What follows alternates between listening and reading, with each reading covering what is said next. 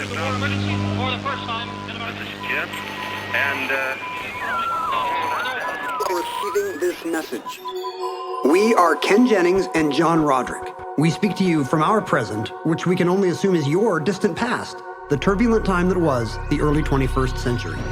Fearing the great cataclysm that will surely befall our civilization, we began this monumental reference of strange and obscure human knowledge. These recordings represent our attempt to compile and preserve wonders and esoterica that would otherwise be lost. So whether you're listening from an advanced civilization or have just reinvented the technology to decrypt our transmissions, this is our legacy to you. This is our time capsule. This is the Omnibus.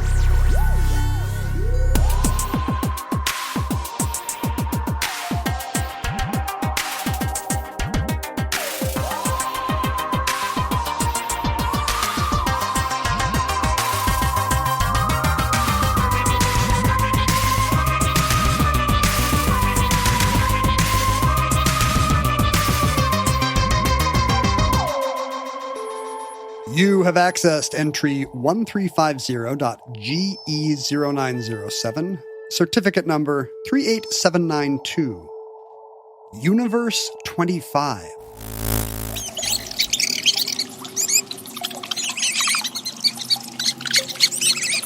Would you say that you have a strong sense of personal space?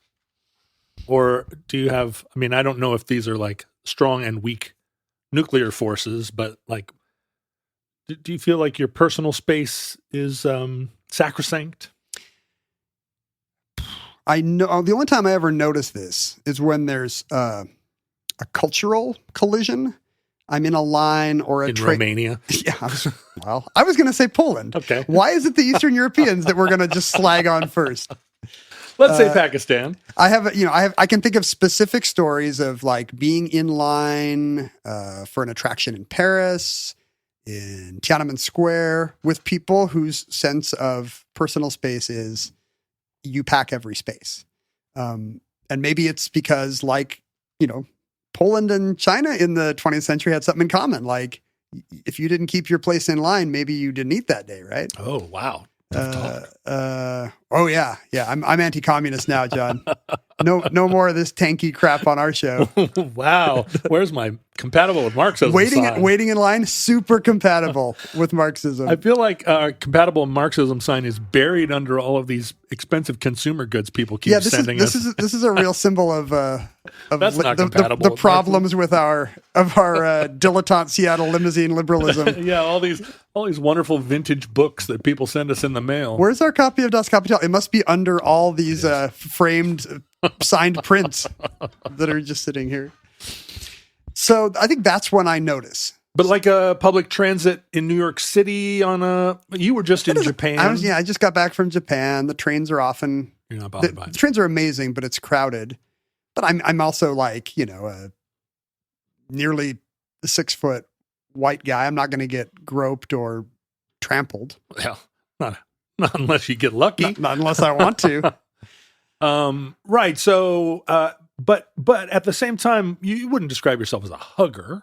Like you and I were at a baseball game yesterday. A baseball game, by definition, people are put next to each other, right? They're within what you would maybe define as pretty close to your personal space, shoulder to shoulder, and certainly walking around a baseball park. And I hugged hardly any of them. Not a single one. You go into the men's room there, you're very tightly packed.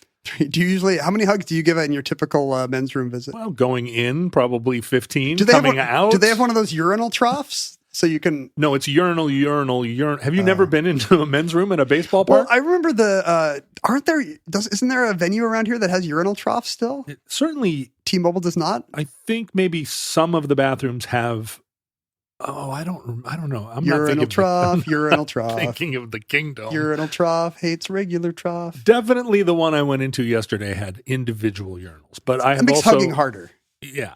Well, yeah, and now they have those COVID walls, so you really have to reach around, which is as explicitly against the rules. No reach arounds. Yeah, they got signs. Yeah. So, but you can wave. Those things are usually lucite, right? Well, it's interesting. You one of the things as we'll discover, the more and more your personal space is intruded upon, the less likely you are to make eye contact.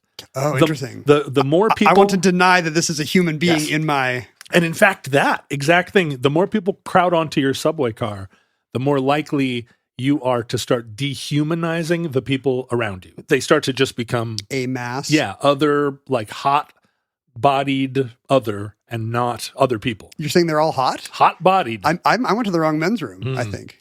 I mean, if you're on a New York subway, you're going to be rubbing up against all kinds of people. All kinds of smells. But you notice, like on a subway, you will make eye contact with someone across the car, but the people whose faces are right there, you're not going to look them in the eye. Well, right? I find the eye contact across the car a little weird too. Like I often find myself looking at me in the reflection because That's telling. Because the person. Well, what's going to happen? You're just staring at those people. No, that's the creepy thing. No, you stare out the window of your subway car at a person in another car at that station going the other way that happens to be reading the same book as you. In Japan, once we had the thing where the train actually, suddenly a train gets shunted onto an adjacent track going the exact same speed as us, Yeah. and we had buddies, for just a like, second. "Hello." Hey, because you're used to, you're on a high speed train. Yeah. Honshu is whizzing by, and suddenly, nope, there's a little drawing room scene. Yeah. Suddenly, there's a No Coward play instead of shrines and mountains. And it is weird, the lighting, right? The lighting does seem almost like a little set. you know? Yeah, but then they were gone.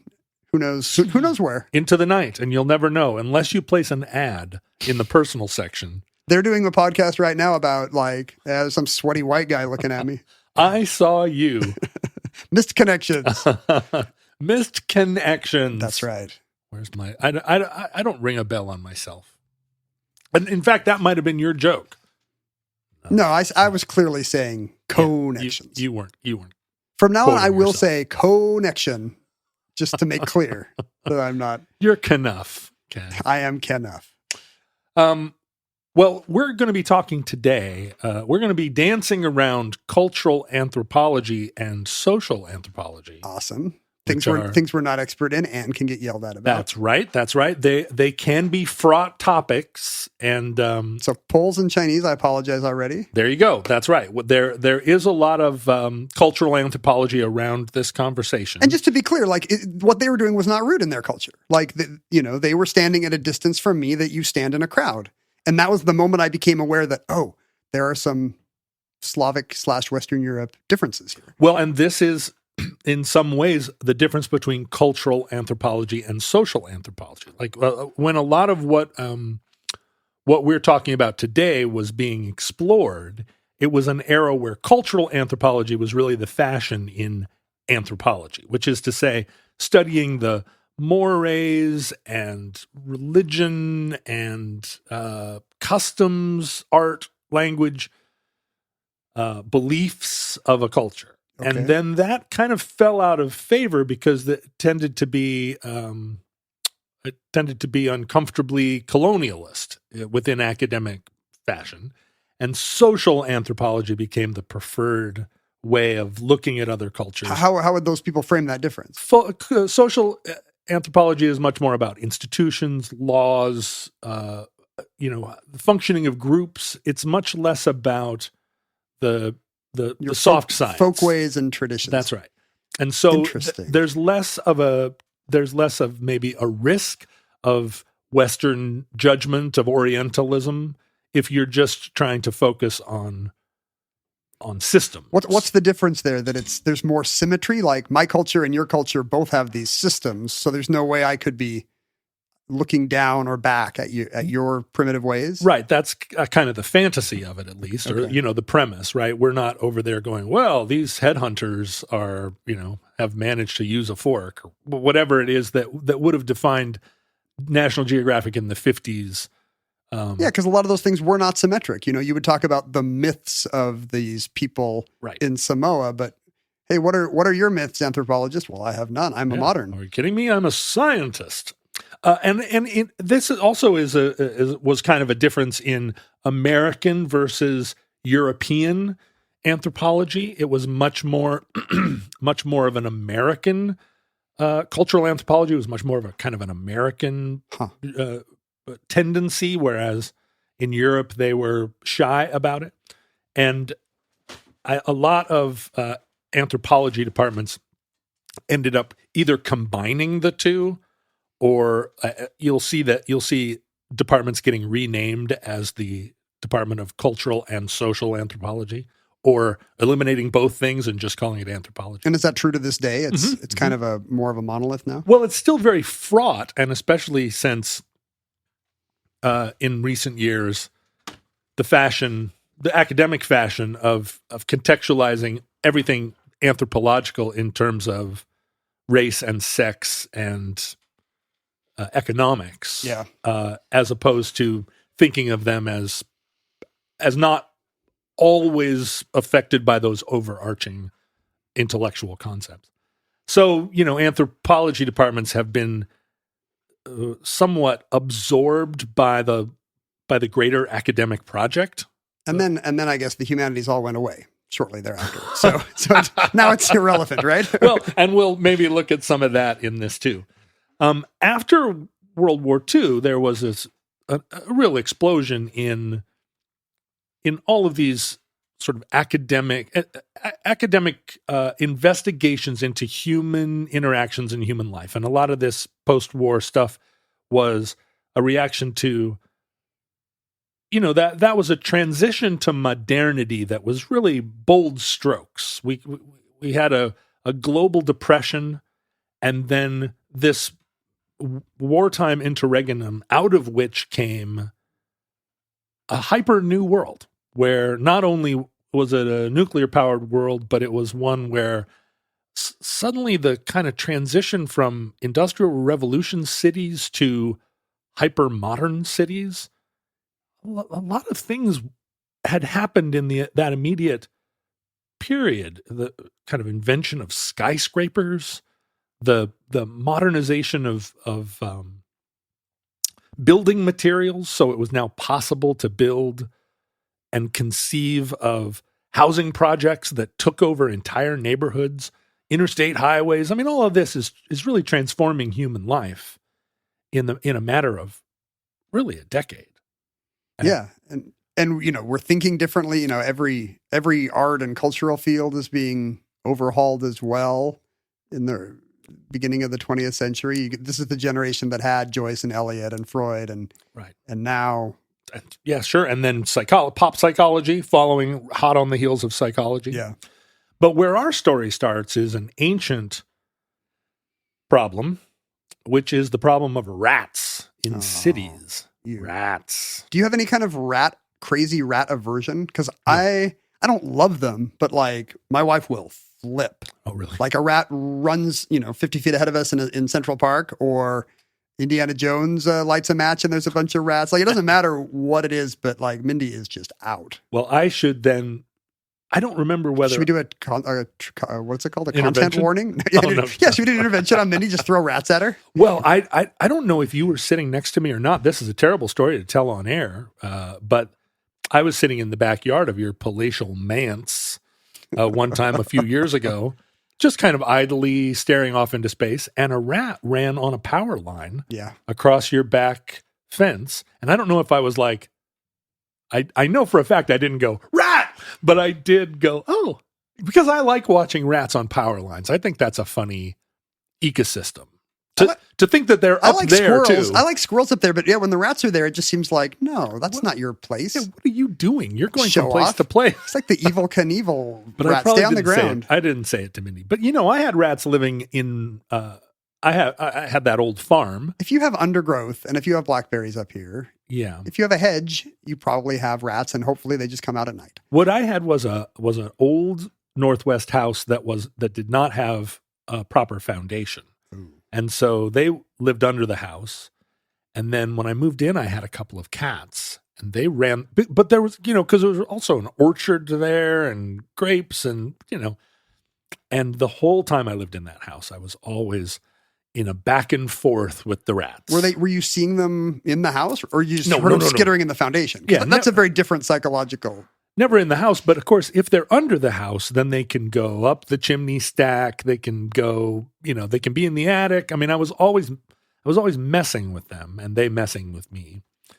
So no, I wasn't like, I don't have an aversion to them, except when they get in the walls. Then I have a real aversion. No, to when I them. see one on a subway track, I'm like, correct. That is where you should be, little that's man. right. Enjoy that popcorn. Hello, pizza rat. Get your rat on. But I don't, no, I don't get the heebie-jeebies.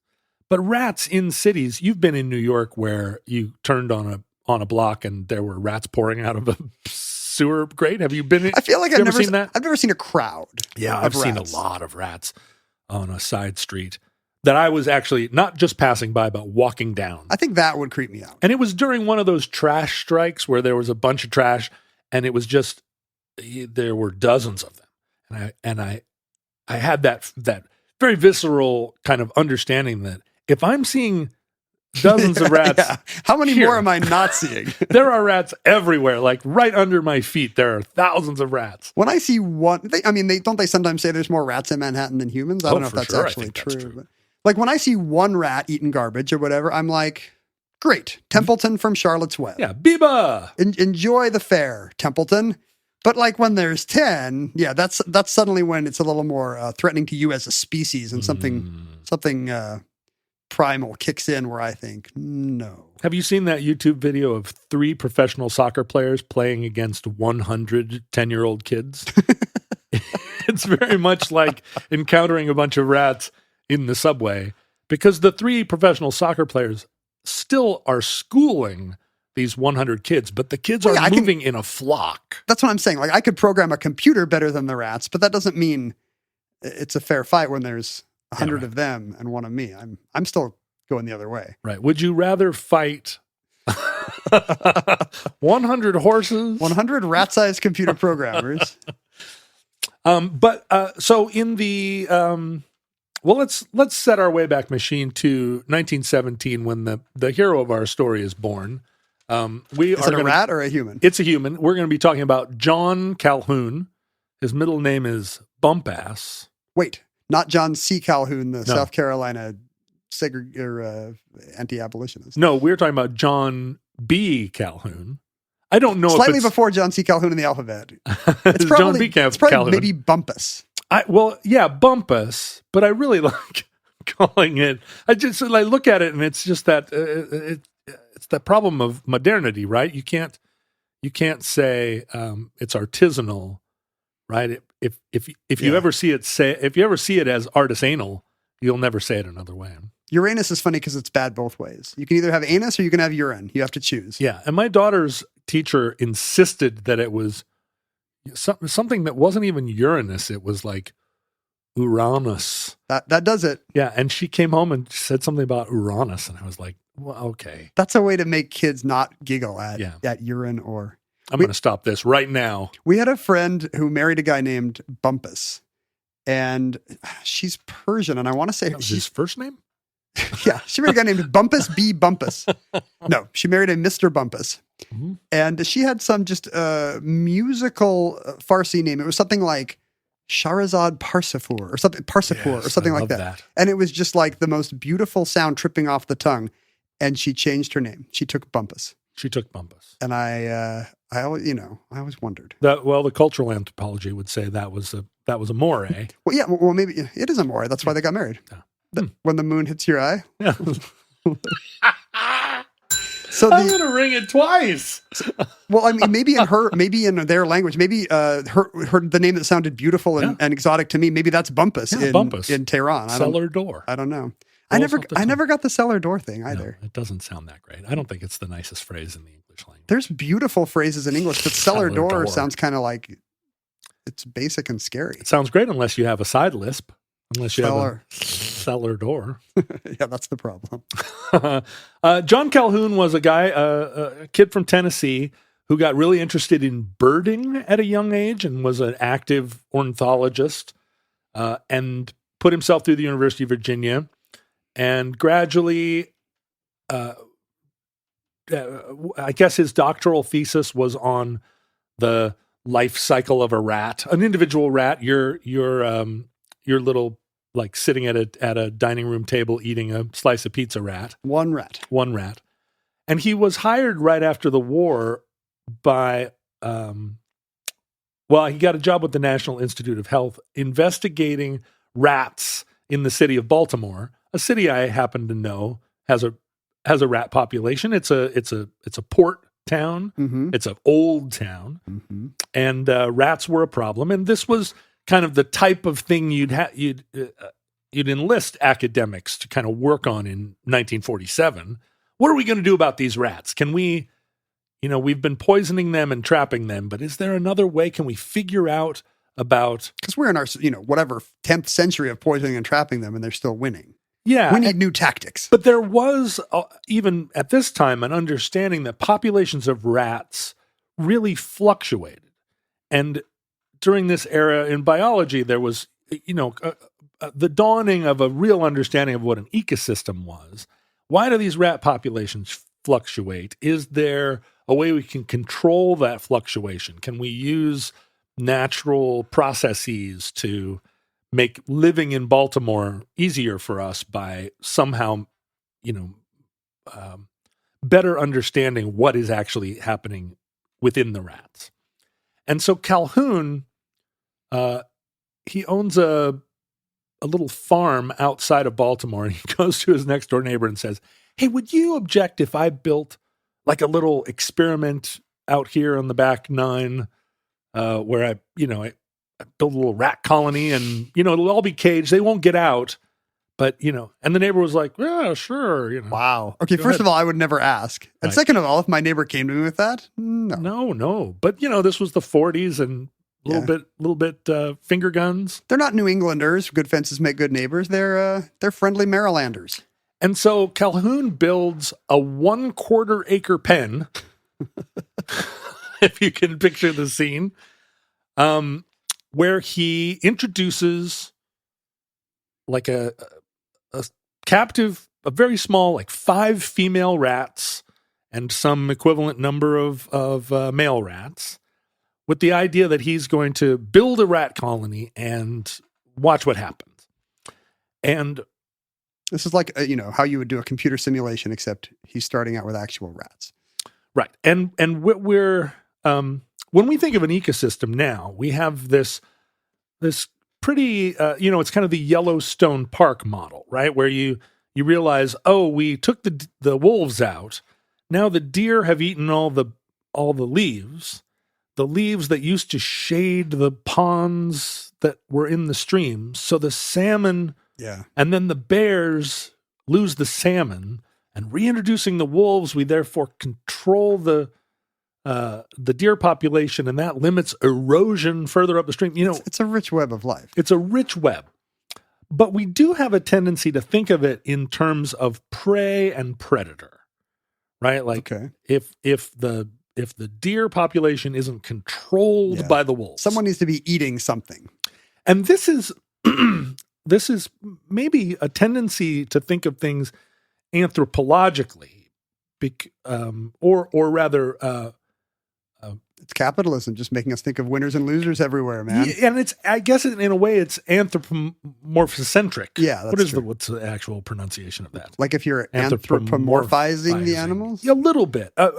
Just in the way that we think of giving the system. them a personality. And also that we think of ourselves as predators. Yeah. So in relation to... Hey, my eyes are both on the front of my head. Yeah, that's right. Clearly an apex predator. You can look out and see the shark, be the shark, punch the shark in the nose. We have a tendency, I think, to sympathize with the prey just enough to like see it as a model of behavior, but not enough actually, then immediately we're like, I wonder how delicious that is. The prey, I was about to say, the prey is usually cuter, but it's also maybe richly marbled. Well, what Calhoun was doing was in trying to isolate the rats from these other systems, right? Prey, animals that would have been predators on the rats, environmental systems that would have kept the rats in check. He's creating some ratopia? A little bit, right. At first, he's creating just a rat environment, right, to watch them. And by necessity, he's not introducing owls into his 1/4 acre pen. But what he discovers is, although this 1/4 acre area for the rats could have knowing what he knew about how much space a rat needs, which is not that much, a little burrow, he speculated that this area could support 5,000 rats, which is, I imagine his neighbor didn't. Yeah, maybe he didn't lead with that. His neighbor wasn't contemplating 5,000 rats, but he discovered that the rat population in his quarter acre actually never exceeded 200 rats, even though it ostensibly could have just continued to grow in this predator-free environment with ample food. Right.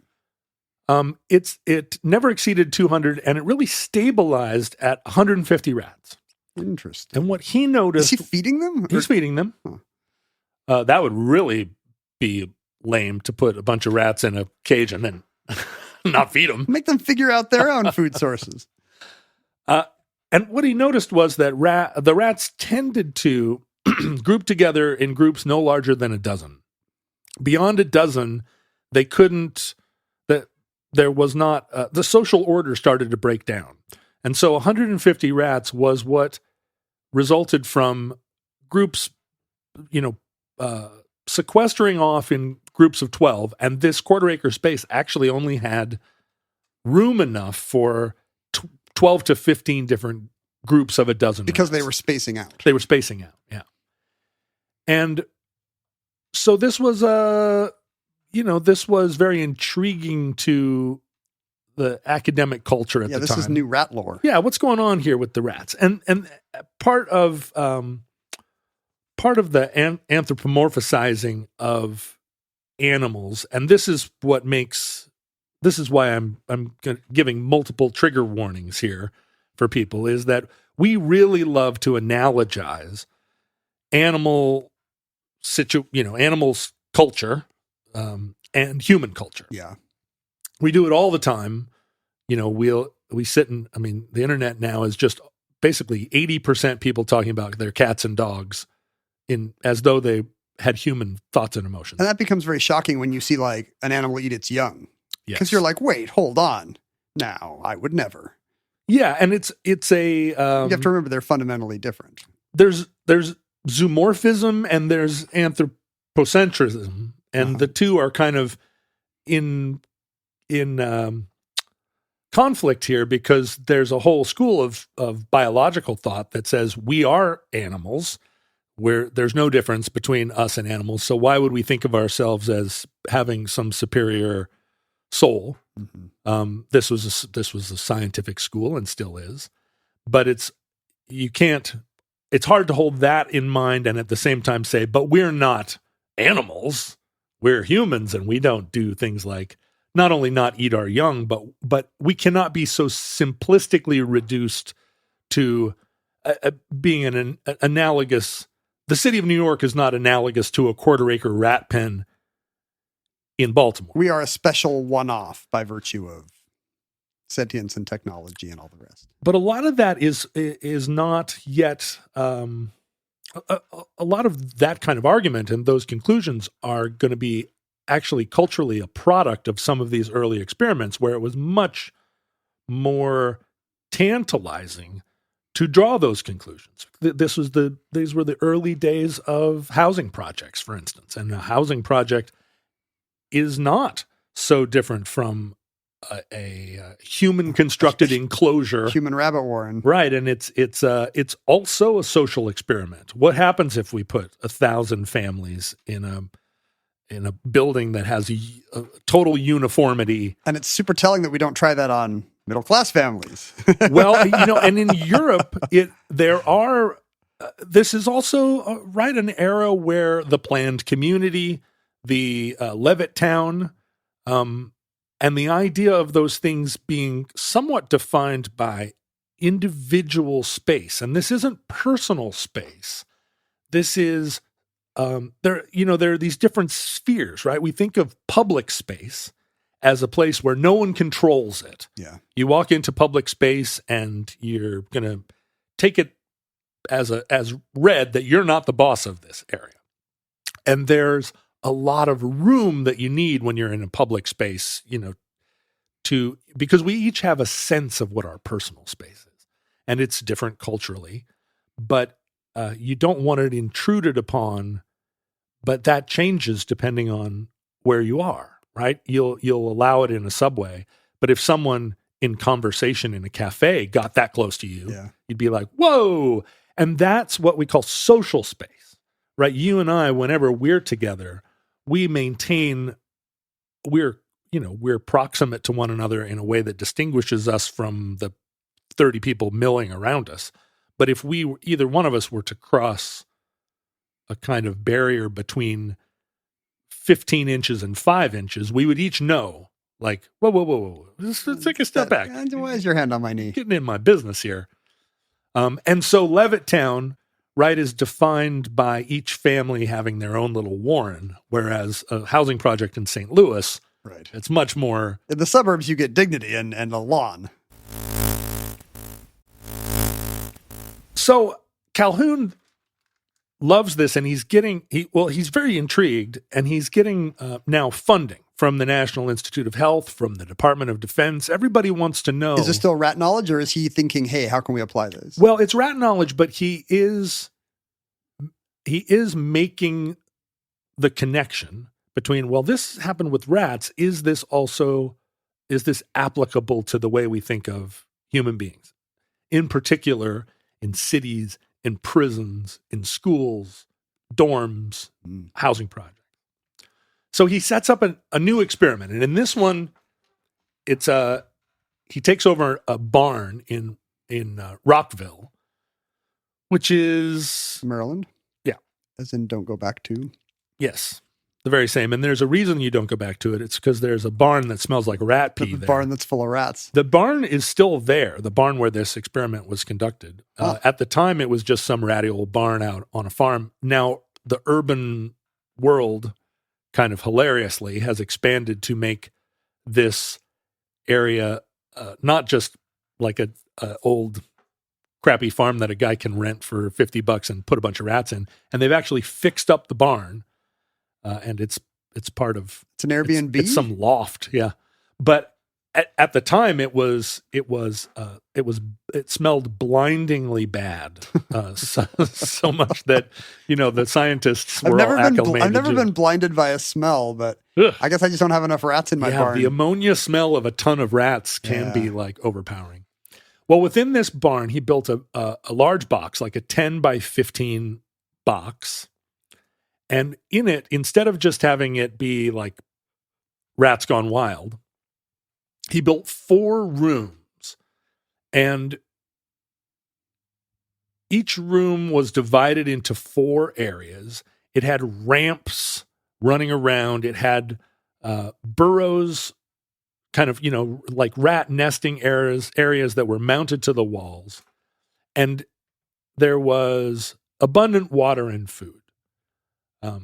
The idea being, well, let's now give the rats kind of everything they need. This is a hotel. Yeah. And let's see, like, are the rats now going to... It's the ratism. Yeah. That's... You always try to go on and then you're like, wait, no. Not allowed. And this experiment kind of like basically recapitulated the earlier experiment, and really, it suggested a lot more questions about like what can we derive from understanding that these rat populations seem to really stabilize at a much lower number, and that stabilization seems to, this certainly doesn't reflect the experiment of the city of Baltimore. Yeah. And that seems to be... Those rats were out of control. Almost entirely a question of how much space do they have, right? The rats of Baltimore will expand to fill the space. And so what happens if we give the rats everything they need except for space? That's going to be an experiment that allows us to understand life in cities. Overpopulation was a real fear at this time. Yeah, I was thinking about that kind of Malthusian specter of a swarmed earth. Yeah, right. How do we... Like, what's the effect going to be? is he already analogizing to human beings in ways that we would think of as like, is this going to get creepy and problematic? Is this like, how much space do you need to give these poor people such that they don't have babies? Yes, but more. I mean, it depends on what you. This is one of those things where there's the empirical evidence, and then there's how you interpret that evidence, and Right. what Does Calhoun turn into the crazy eugenics scientist we're always talking about? Well, and the thing about Calhoun is no, he doesn't. But as science then disseminates to popular culture, the scientists lose control over the narrative. And so what happens with this science is that as it becomes more and more interesting, it gets more and more widely disseminated, and then it becomes political. And then that political stuff then ends up being magazine fodder. And then Tom Wolfe and Hunter S. Thompson get involved. And pretty soon it becomes a political football that you can conclude a lot of things from. What Calhoun does at this point is he realizes that rats are just big mice. We've got a lot of mice. Wow. We don't. He had to do years of work to discover that rats are just big mice. They're just big mice. I could have told him that. Why don't we run this experiment with mice? Smaller barn. Smaller barn. That's right. And so he's now under the auspices of the National Institute of Mental Health, which is a subset of the National Institute of Health, because it's not just how do we control the population of public housing project, but this is an era of a lot of utopian study on cities. Let's design a perfect suburb. Let's design a perfect apartment. And for every Malthusian who's like, oh, this is all apocalypse, and how do we turn these people into Soylent Green? How do we sterilize the poor? There are, I think, a lot more people trying to figure out these dynamics in order to improve them. And so what he does is he now creates like a 9x9 metal pen, 4-foot tall sides. He covers the walls with mesh. He builds tons and tons because mice love climbing mesh, apparently. Okay. It's a cheap material that mice love to climb. I'm not against it. You know they love to climb. Well, you were kind of like, the rats were on my power lines. Yeah, there you go. They like to get up there. And then the walls are filled with like little birdhouse holes that the mice can go in and build little nests. All the food and water they could ask for. All the nest building materials. Mm-hmm. He covers the floor with old ground up corn cobs and straw, and the mice can go up and that apparently is like building nests is one of the main activities of a mouse, in addition to foraging for cheese. And that's where they're going to live and reproduce and be safe. They like to blow up cats and other terrible they gotta anti-cat have little behaviors. Furniture made of spools of thread and matchboxes and combs in there. And he put all that stuff in there. And he put in just like 4 breeding pairs of very healthy mice that he's taken from a lab at the NIH.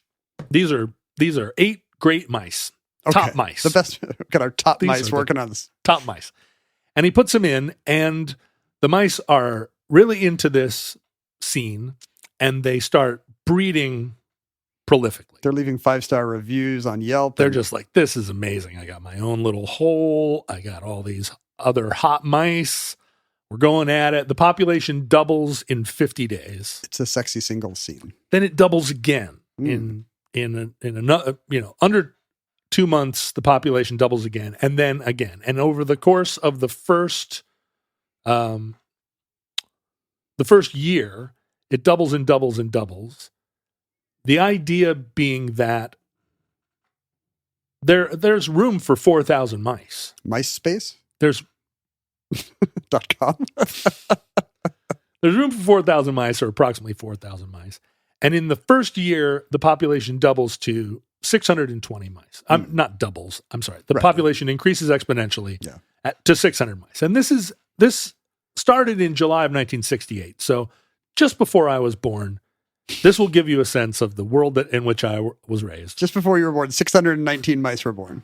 This is, well, no, during the course of my first year alive, right, from 68 to 69, this population of mice went from 8 to 600. And Bobby Kennedy died. Kennedy died. We're up 619 mice. Man walked on the moon. That's right. This is all happening at the same time. But then at 600 mice, the population growth started to slow. He's not doing anything different. All he's doing is feeding and giving water to and regularly cleaning the environment. It's not like it becomes a big poo pile. He's maintaining it and then just for the most part watching the mice. Population growth starts to slow and he starts to notice a lot of new factors introduced into the mouse culture. Tool use. There is no tool use. Tool use. In fact, it starts to go the other way. Oh. What he discovers is, just as the rats kind of formed small groups of 12 rats that were based very hierarchically on a kind of, it's not like wolves where there's a breeding pair, but there certainly are dominant. Oh yeah, there's the big rat, and then the younger rats, smaller rats, and like most certainly mammalian situations, the younger males, if they couldn't find a place in the society, in the troop. What is a group of rats called? Congress? These are all made up. I thought these were mice. We're calling them rats. In general. Looking back at the rats, he had discovered this about rats. And now within this environment of mice, there isn't room for young males, for instance, that don't find a place in a small group. There isn't room for them to go somewhere else and start a new tribe. They can't get out, you mean? Right. At a certain point. By the way, a colony, a swarm, a pack, a mischief, a plague, a horde, and a rabble. Yeah, a mischief of mice or a mischief of rats. Mischief and pack are the less pejorative ones, but then quickly it's like a plague, a horde, a rabble. Yeah. They can't go Rumspringa and start their own fundamentalist colony. They can't actually go plague. They're stuck in this place. And this population, as the exponential growth starts to slow, it reflects the fact that there isn't space for new colonies really to form. They're really self-limiting. They reproduce less. They're bumped up against each other, and so it's natural to assume that they would start reproducing less. But what he's also finding is that without anything to do, these male rats that are not dominant don't thrive.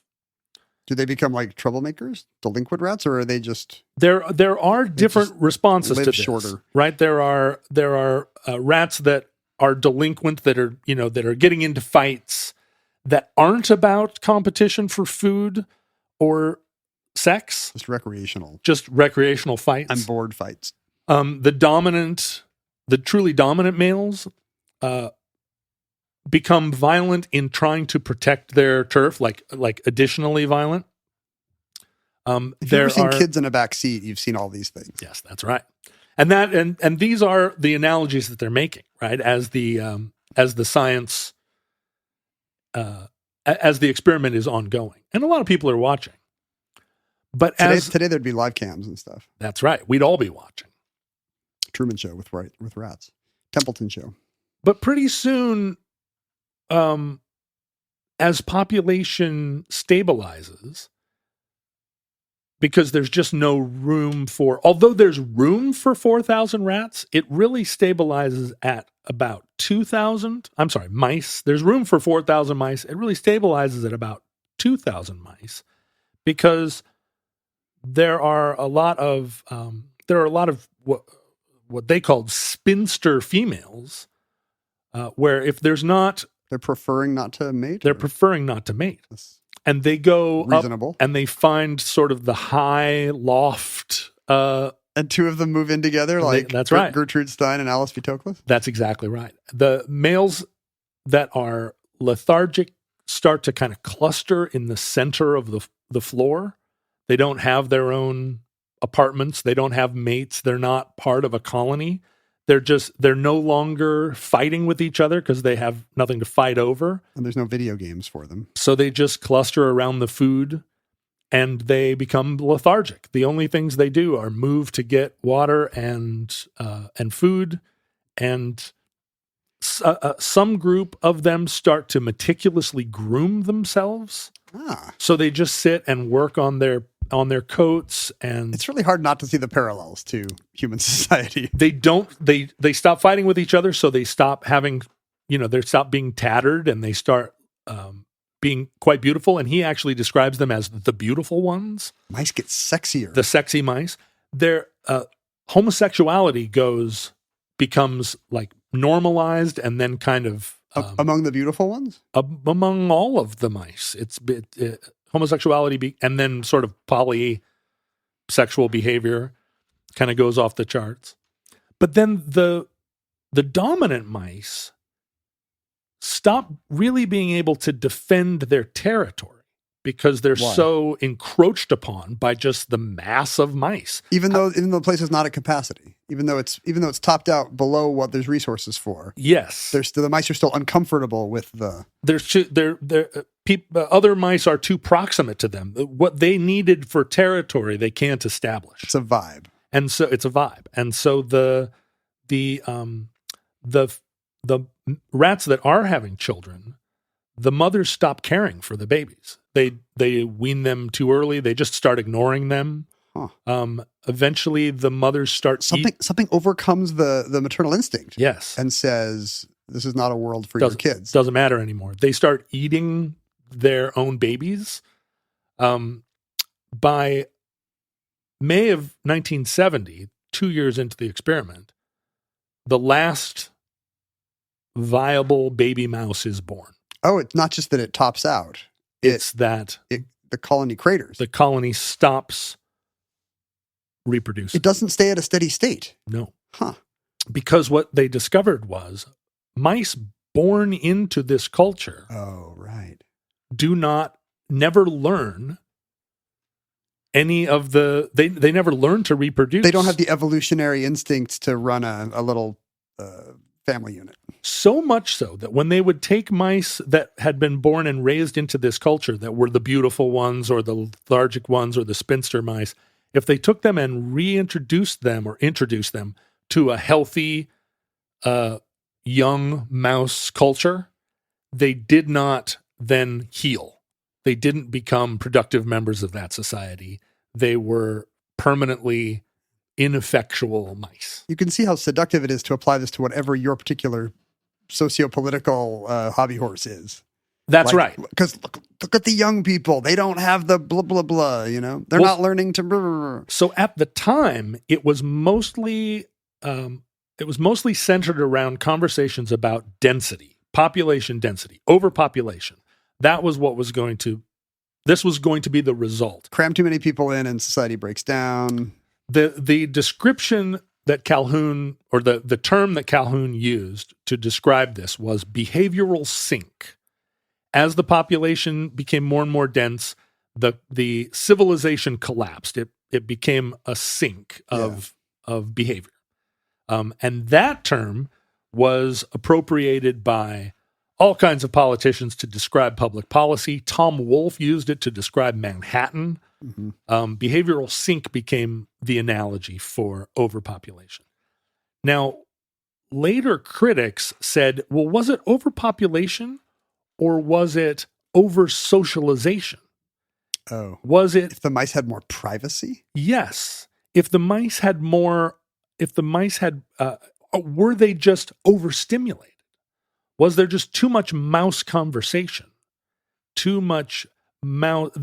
So the answer is what? The mice needed to get away. You needed to have quiet rooms like a reality show where the mice could go talk to a camera. And this is kind of the contemporary, because this experiment remains it's not one of these experiments that was discredited at some point. it remains a topic of debate and conversation.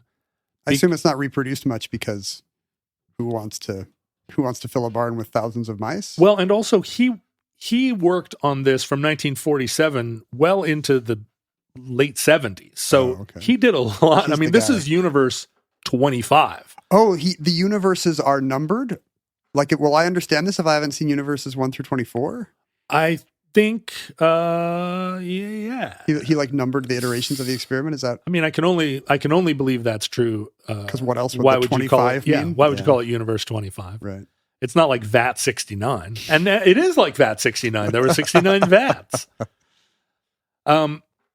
So later on, as overpopulation kind of became less and less of a bugbear, and this is because a lot of the conversation around overpopulation was about food scarcity, and we now have realized that we can actually feed 10 billion people on the earth. Technology helped solve some of those constraints. The question is really about food distribution, yeah. Right? We're seeing right now Russia is starting to embargo Ukrainian grain, and that's going to really affect people in Africa who are dependent on Ukrainian wheat. Oh, interesting.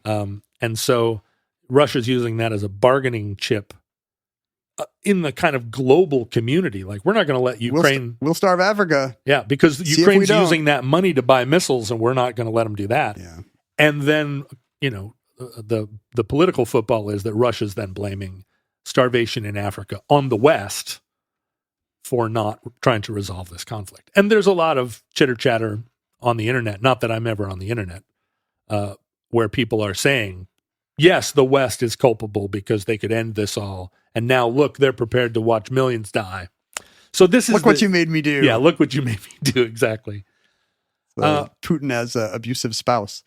Calhoun is never not applying this experiment to an understanding of human culture. That's what he likes. He's not above that. He says, I shall largely speak of mice, but my thoughts are on man.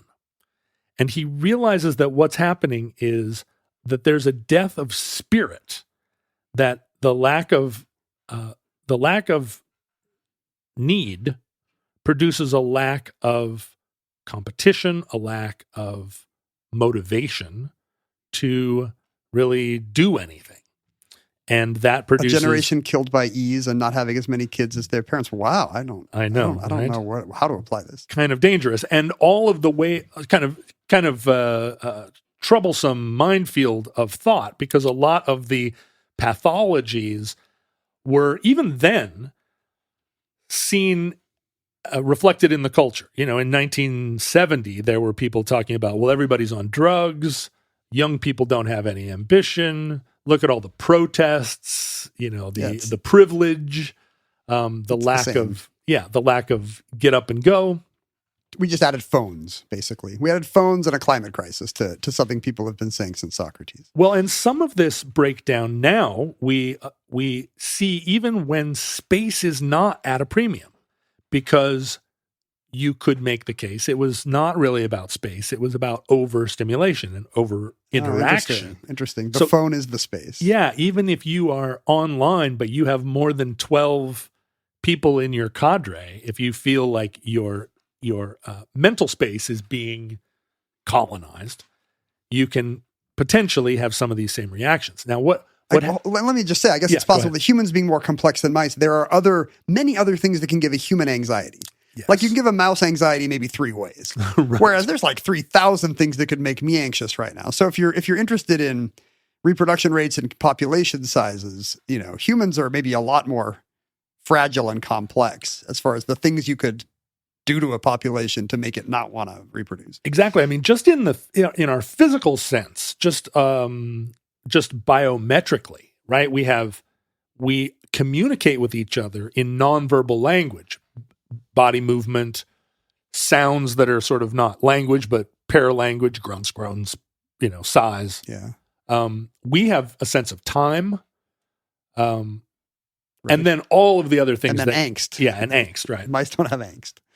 So these things, the lack of care for their young, the sort of lack of maintenance of a kind of dominant male structure, the rise in homosexuality, the rise of sort of passive males that end up, not thriving to death. You could use this data to blame the gays on the downfall of civilization, if that's what you're into. Or that the gays are a response to the downfall of civilization. Right. If the government would just get it together, right, we could get rid of all the gays.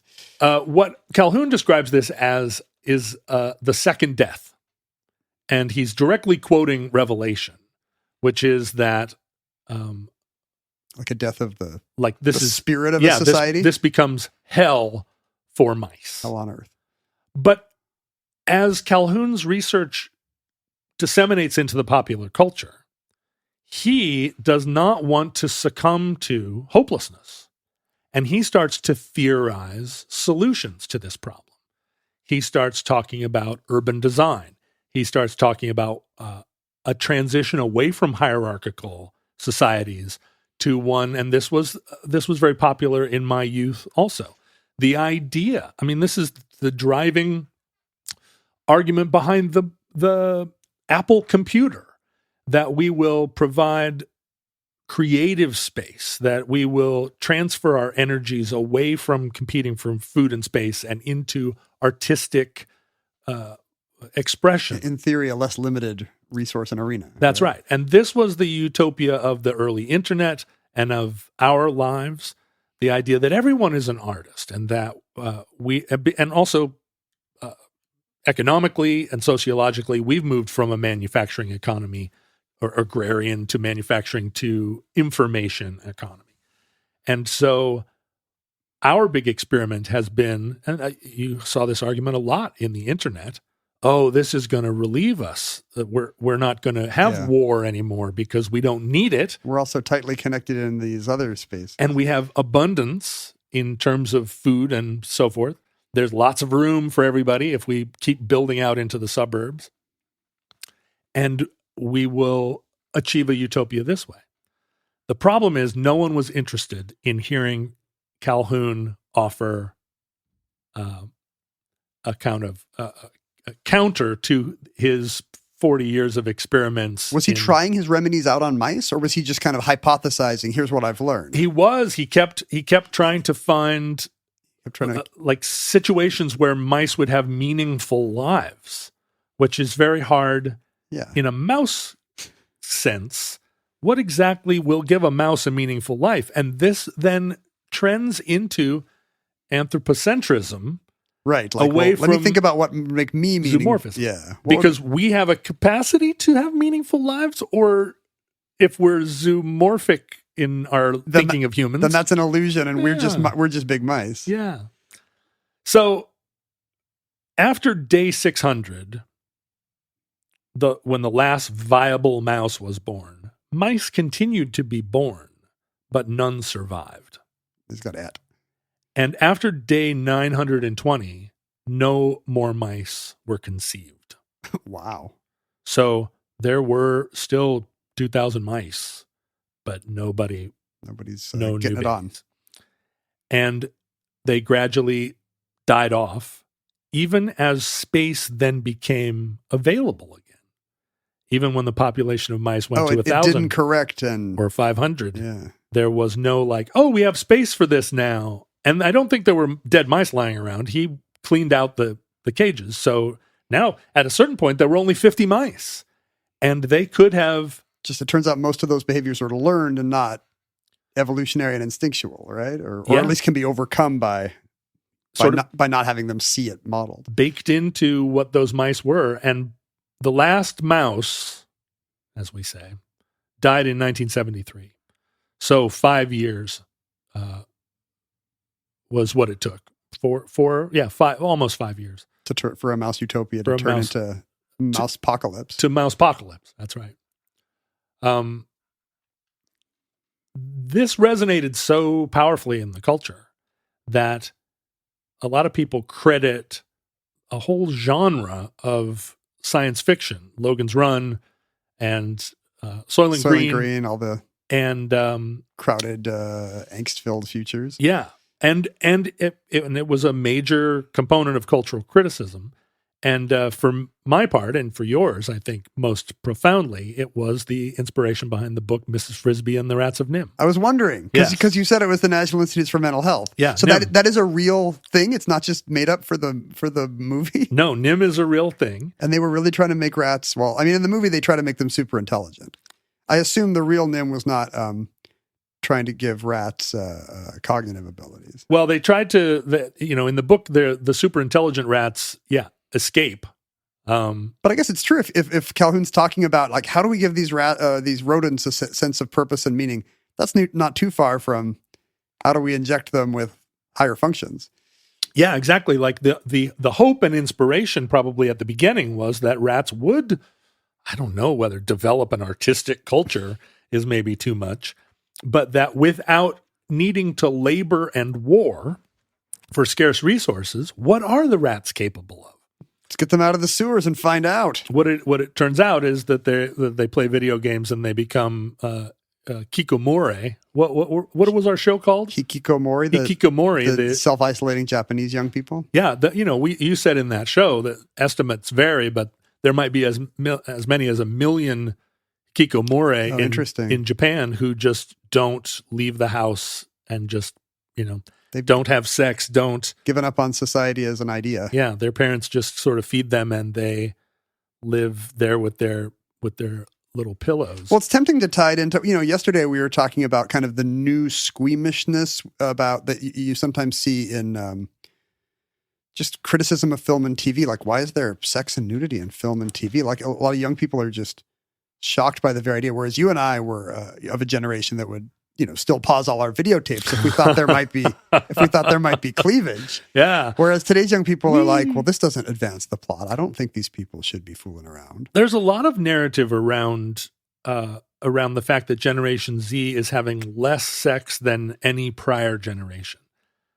They're just not, I guess, in a position to use or think of sex as a social signifier, as a thing that you need to be propelled out of the house to accomplish. Like sex is the driving force, and that just doesn't exist. I mean, I think maybe getting likes and faves and reviews on iTunes are maybe that drive people more. And the sexual, whatever the biological urges are easy to satisfy with the internet as well. So right. So the question, and again, this has been used and misused as a cultural critique, but at what point are those, if we use the mice as an analogy, if you're not brought up to think of sex and competition as your prime motivator. I made sure to raise my kids that way. Yeah. Sex and competition, I used to say. Listen, 0 sex, 0 competition, and you will be a happy Minecraft player. No, But the other way. I just raised them all on a steady diet of sex and competition. Sex and competition. You would just throw one hamburger in the middle of the floor, go, fight over it, kids, or one knife in the middle of the floor. Yeah, exactly. Whoever gets to the fridge.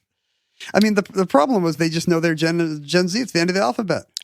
Right. We What never- are you going to start It's- over? It's all Douglas Copeland's fault for picking X. Like, he had 26 letters. He could have picked, G or whatever. He did the doomsday clock thing, except with generations. He started too close. And that concludes Universe 25, entry 1350.GE0907, certificate number 38792, in the omnibus. Now, Futurelings, we were part of our online hopeless mouse commune that spent much of its time in virtual spaces. At Omnibus Project on various social media platforms. I don't even know which ones exist in your future or what they're called. And by that, I mean in 3 weeks when this show comes out. At Ken Jennings and at John Roderick individually. You could find like-minded supporters and enthusiasts of the Omnibus Project at various online Futurelings groups. There's a Facebook page, Facebook group. I understand there's a Discord now. There's a subreddit, I think. We received emails at the Omnibus Project at gmail.com. Physical items could be sent to us, like the the pile on the table that is hiding our compatible with Marxism paddle. All stuff sent to us by bored listeners with too much time and postage on their hand to P.O. Box 55744, Shoreline, Washington 98155. I've got some mail. What do you got over there? I mean, I've got a bunch of postcards, and I can't remember if we ever Is this opened one of those civilization decline any things of where these. people aren't sending No. us boxes anymore? No, these are people reproducing. These are people bucking the trends, Okay. John. Chase and Manon, I hope I'm saying that right, invited us to their Zoom wedding in 2020. Oh, wait a minute. That was 3 years ago. Yes, but now that COVID's over, they're finally having their long delayed honeymoon, and they send us a postcard from Vancouver. They are not Pacific Northwesterners, but they came to Vancouver. they visited our part of the world. And then they apparently came down and postmarked this from the U.S., so they were even on our side of the border. It's a souvenir. It's not a postcard. It's a souvenir folder of Vancouver. This is a technology I'm not aware of. It What looks does like that mean? I don't know. It looks like a postcard, but it just says souvenir folder on it, and then has Is that a Canadianism? yeah. Canadians, please explain to us why you guys send folders. Sorry, instead of The thing is, it looks exactly like a postcard. There's nothing. it looks a little folder homemade. about it. Doesn't it look like they made their own It postcard? does seem kind of made on a laser printer, but that's Maybe that's also just bad Canadian tech. part of the decline of civilization. Canada, I am begging you to change your ink cartridges. And speaking of futurelings who are, it's because we give people so much meaning in their lives that Yes. they are able to Yes. propagate with their significant They others. listen to Omnibus and then they go shag. They do, or adopt in the case of perhaps our gay listeners. I wonder if people are shagging while listening to Omnibus. It can't not have happened, right? All the hours that we've done it, there has to be at least one instance where people. Please send us your stories and explain yourselves. Why were you doing that? The thing is, they just left it running. I'm sure it was Yeah. probably going in the Like, kitchen. should I turn this off? I wish. I wish Ken would stop talking. Is there a John part coming up? But speaking of which, Casey and Jacob have sent us their wedding announcement, but I think I'm now opening this so late. Yeah, they mailed this in June, and they were married a few weeks ago, July 19th. Congratulations. There's a QR code if you want to find out more about their Temecula wedding. Are you John. gonna post that on the Patreon site, the QR code? Yeah, exactly. That's, Listen, that will help. That will help entice creepy Omnibus fans to finally sign up for our Patreon. well, I just assume it will have their. Home address, Yeah, exactly. nudes. I'm assuming it will have their, what do you call it? Your list. OnlyFans. No, you register for Oh, things. your registry. Your registry. That's what. Yeah, what's it called when you register for things at a store? Homeless. There, let's see. Maybe we should send them something. I think I said this before and then I clearly forgot to do it. Oh, I went to the registry. Oh, no, it's loading now. You have done that before? You've been to their registry already? No, I think we've received invitations before, talked about our good intention of sending somebody a nice gift and then not doing it. Oh, really? Their top choice is a honeymoon fund. They don't actually need a see? whisk. There it is. They're not. Kids today aren't even buying whisks because they live in #van life. They live in Universe 25 Yeah. in the form of a van. And let's see, we got one other package here. I don't know. Let's just make this show longer. You know, the #van life is a great way to maintain sort of private space in an overcrowded world. Sure, you could be in a Walmart parking lot. Yeah. And The problem is that a lot of those sprinters are like $180,000 vehicles. Eric thanks us for mentioning Omaha the cat dancer on the show, which we have done surprisingly often. Huh. She came up in furries, but we talk about Omaha a weird amount But Omaha is because of your fixation. a boy cat, I believe. Oh, is that right? Yeah, Omaha's afraid who's the sexy girl cat? There are so many. Because Eric has actually sent us a button. He found a novelty button store that has like a GeoCities era website and sent us their most omnibusy buttons. This one is Omaha the cat dancer.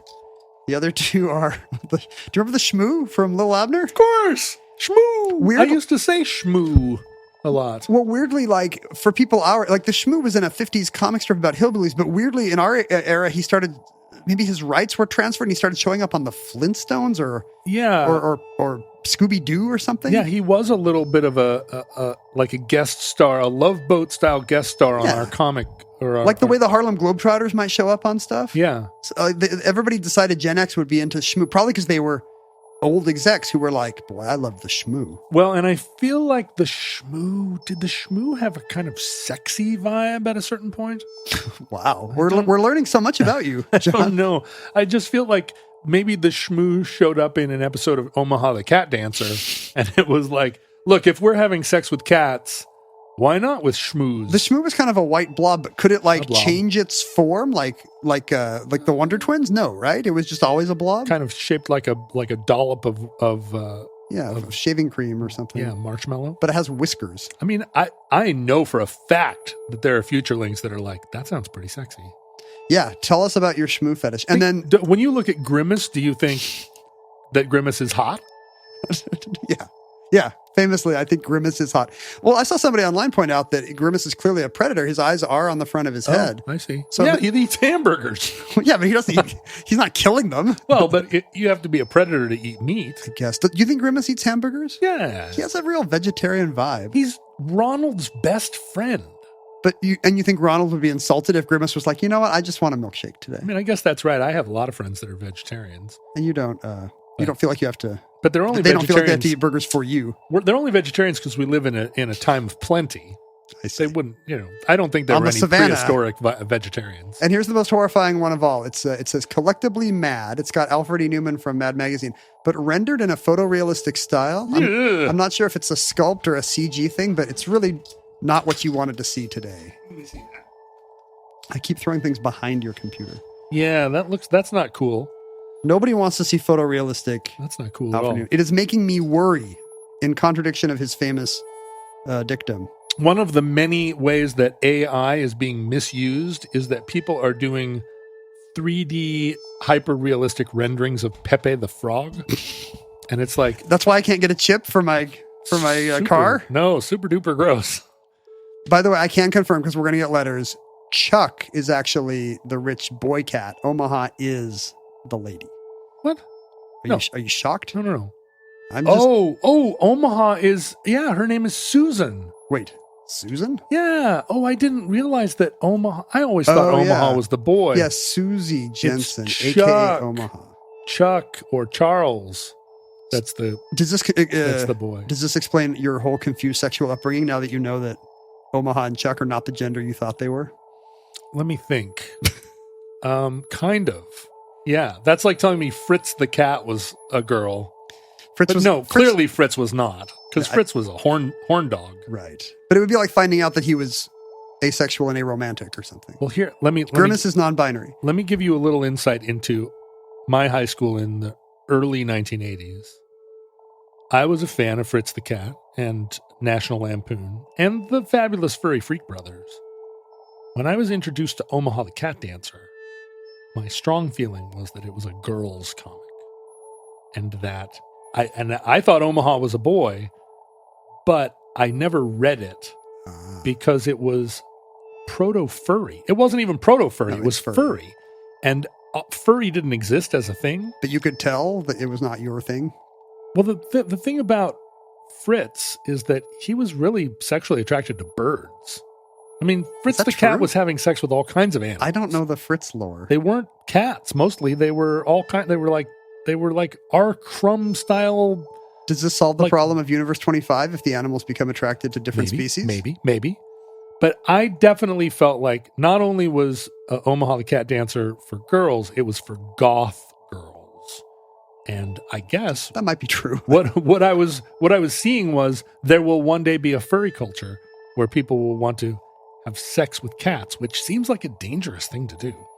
I mean, think about the musical Cats. It's all about sexy cats. Yeah, jumpsuits. I don't find cats sexy in the least. I mean, they're sultry. Well, my problem is I like dogs, but I'm not going to tell you that I find them sexy. No, there are a lot of people that do, though. I guess. Sexy dogs.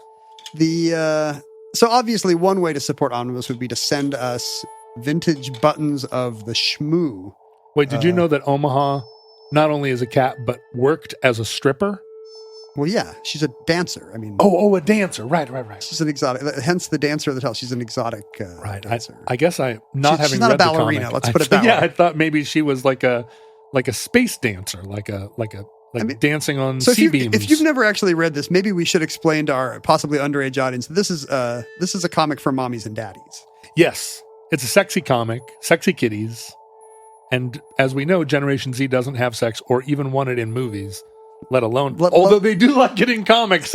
They do. They do like it in their Japanese comics. Yeah, as long as the eyes look really weird. I was going to say that among the other ways to support Omnibus, if you don't have any creepy Alfred E. Newman buttons on hand, would be to go to patreon.com/omnibusproject and make sure that John and I are not just doing this for funsies. I feel like I'm the only one that's going to wear these buttons. You don't typically wear buttons. I don't know if I've outfits. ever worn a button. Really? I have a drawer full of. I got your campaign button. Yeah. I got I think I have a Mondale Ferraro button. Those are nice. But you never wore a button that had like the specials logo on it, like a guy doing a skanking. You never wore a. I wore a smiley face button on my Godspell rainbow suspenders sometimes. You don't have enough flair is one thing. No, I'm not gonna. I don't have any flair. I'm flair free.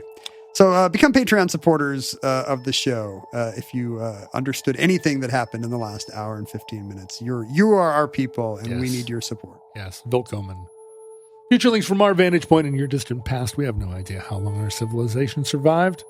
We hope and pray that the catastrophe we fear may never come, and that Universe 26, which is the simulacrum we're living in, just continues to grow and become an artistic utopia. And does not collapse because the beautiful ones are too beautiful to date. Too beautiful to live. We should have a show called that. Yeah.